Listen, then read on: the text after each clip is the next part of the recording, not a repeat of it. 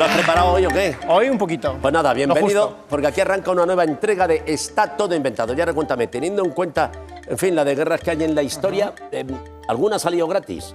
A ver, así en general la guerra no suele ser la mejor idea para controlar el gasto. O sea, incluso cuando la ganas puedes entrar en bancarrota o en deuda. Tenemos muchos países que se han endeudado por la guerra. Otros incluso han robado a sus colonias, que bueno, ahora ya nos las tenemos, así que no podemos hacer eso. Incluso han robado, yo creo que Incluso. es lo único que hacían. Pero bueno. No, sí, esto lo tenemos, lo de robar a las colonias para pagarte las guerras, lo tenemos desde la antigua Atenas hasta el Imperio Británico. Así que bueno, es una idea que podemos tener, por ejemplo. Pero sí, eso también es verdad, que la guerra siempre ha hecho ricos a unos pocos. Así que tampoco sé si eso es lo que nos hace falta ahora mismo. Bueno, a mí sí que me hace falta. De hecho, me han entrado unas ganas locas de invertir en armamento. Y ahora, a ver, asesoría. ideas. Me compro un trabuco, un cuchillo jamonero, que así me sirve también para la paz. Yo es que no tengo ni para el jamón, o sea, yo como mucho me da para comprarme una pistola de agua, así de ¡chum! Ya está, no me da para mucho más. Pero lo que está pasando ahora a mí me recuerda mucho a lo que ocurrió hace poco más de 100 años, ¿no? Justo antes de la Primera Guerra Mundial. O sea, Europa llevaba décadas en paz, o sea, si tenían guerras las tenían en el otro lado del mundo. Y bueno, pues al final estaban todos armándose hasta los dientes por si acaso pasaba lo que pudiera pasar. Así que cuando estalló la guerra, en julio de 1914, todos estaban convencidos de que para Navidades esto estaba resuelto, ¿no? Un poco lo que le pasó a Putin invadiendo Ucrania.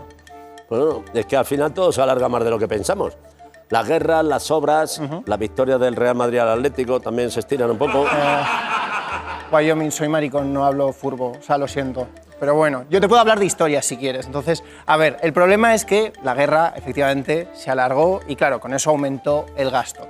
Por ejemplo, Gran Bretaña, que era la mayor economía del momento, tuvo que multiplicar su gasto por 12. Y claro, tus tropas puede que sean las más patriotas, pero la gente necesita comer, así que pues, para cubrir todo ese gasto se inventaron los bonos de guerra, que eran como las letras del tesoro, pero para pagar tanques, básicamente. Y si eso de ayudar a tu país no te animaba lo suficiente, pues tranquilo que estos bonos venían con unos jugosos intereses altísimos para que, una vez se firmase la paz, pues todos los meses recibieses una recompensa de parte del Estado. O sea, a ver, aumentar el gasto por 12. Sí. Conozco esa sensación, sí. Me pasó el domingo cuando fui a Ikea a comprar velas. Es que el truco es quemar la casa directamente para alumbrar, porque yo no me puedo cubrir estas cosas. Pero bueno, en Gran Bretaña tuvieron un problema, porque anunciaron estos bonos, pero fueron un fracaso. Esperaban recaudar unos 250 millones de libras, de las de entonces, pero solo consiguieron vender 90. Los otros 160 los tuvo que cubrir el Banco de Inglaterra. La cosa es que, de haberse sabido esto, hubiese cundido el pánico, la economía habría colapsado y el enemigo lo hubiese usado como propaganda. Así que lo mantuvieron todo en el más absoluto secreto y el gobierno anunció a la prensa que, bueno, es que la gente estaba llena de patriotismo y que básicamente se habían pegado por comprar los bonos de guerra. Vamos, el truco de todo barcutre, crear ambiente configurantes para que parezca que hay marcha allí.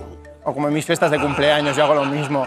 Lo que pasó fue, al final, que el problema es que solo las grandes empresas y la gente más rica pudo permitirse invertir en estos bonos. Y quienes compraron la mayoría de la deuda fueron gente como los dueños de grandes empresas del transporte y negocios que ya estaban ganando dinero con la guerra y que financiarlas pues les venía muy bien, vamos. O sea, es que su modelo de negocio era prestar dinero al gobierno para que les pagasen las armas o lo que fuera y luego además pues les tuviera que pagar la deuda unos años después con intereses. O sea, vamos, es un negocio redondo. Ya me gustaría a mí cobrar 2 veces para hacer lo mismo. Bueno, muchacho, yo me he tirado años ganando un pastón por repetir los 3 mismos chistes. Falete, Eurovisión y Leticia Sabater.